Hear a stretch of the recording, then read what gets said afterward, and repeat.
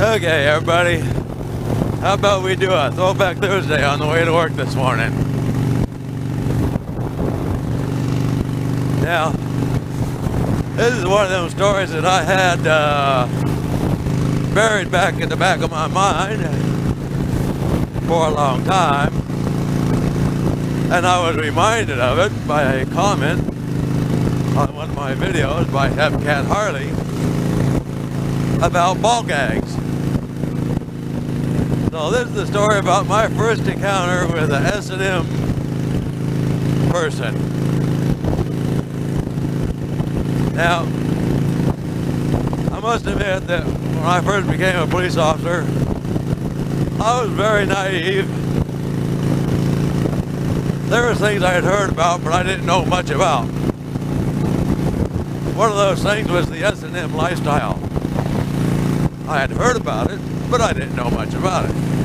Never knew anybody involved in it. I had no personal knowledge of it. So anyways, I'm working the day watch out of the Central Division. I get a radio call to go take a burglary report. And I arrive at the house. It's in an older neighborhood of San Diego. I go up, knock on the door, and I'm greeted by this woman who, well, say, to put it nicely, was a little on the plump side. She kind of struck me as a type that you would figure to be a secretary or school teacher or a librarian, you know, something like that. Probably in her early 30s. And, you know, I tell her I'm there, you know, she called in about a burglary. She said, yeah, somebody had broken into her house and stolen some of her things.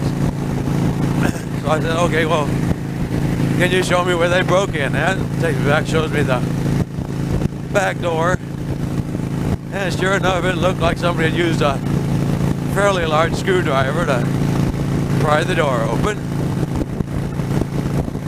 And I said, okay, well, what did they take? She says, well, let me show you.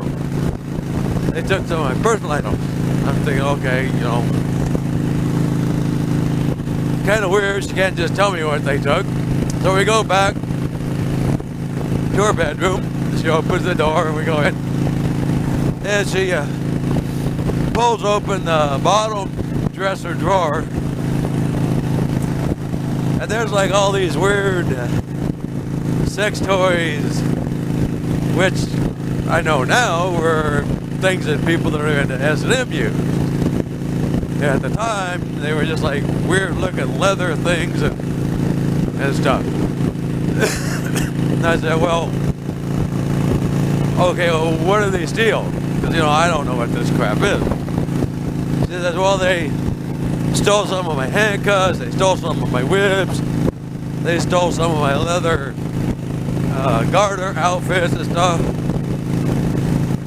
And I'm thinking, okay, well, first my thought was I was going to ask her if she had any pictures to identify the objects that were stolen. But something flashed through my mind that said, no, don't ask that question, Rob.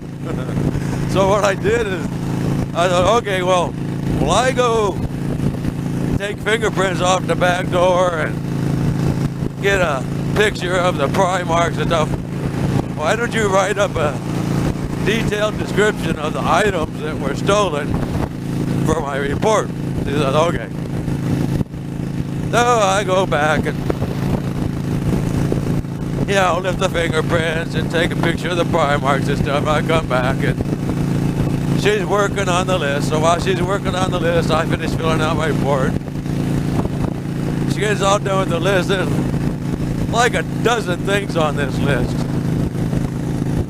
And it's things like, you know, whips, handcuffs, some kind of weird leather garter thing, a leather mask. And there was some other stuff I can't remember right now what it was, but you know, I'm trying to not act shocked or surprised or anything. And I thought, okay, well, Do you have any idea who might have done this? Who would have knowledge of these items and where they were at? That sort of thing. And she goes, well, yeah, there's several guys that know where I keep my stuff and have knowledge of it, could have broken and stolen.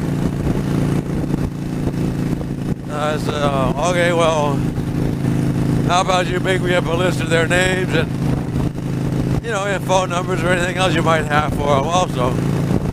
Let me take my fingerprint kit and stuff back out to my car, and I'll come back and get that. So I go out to the car, put my evidence kit away and everything, and come back to the door, knock on the door, and she hands me a list with like 3 or 4 guys' names and phone numbers on it. I said, okay, well, I'll turn all this stuff over to the detectives, and they'll do a follow-up, make contact with these guys, and there's probably not a lot we're going to be able to do about it unless one of them admits to it. You know. So, sorry. The best thing I could do would be to tell you that maybe get like a locked container to put your items in and have your landlord put a deadbolt on that back door.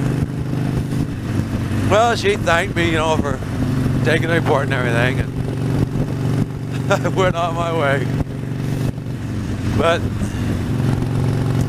that's one of those stories I had buried deep back in my mind, because I don't know, when you picture that woman and you imagine her dressed up in some of them outfits and being one of her guy friends, handcuffed in one of them little leather bikini outfits with a hood on, getting your ass whipped. Oh, I don't know. People are strange. But that was my first indoctrination into the S&M lifestyle. And I guess, you know, everybody's got their thing. That's not my thing, but it's some people's thing. Anyways, that's funny. If you liked it, hit the like button, give me some comments, and come back again next week. Subscribe if you want for some more Throwback Thursday stories, and watch for my weekly lane splitting videos. See y'all later. Bye-bye.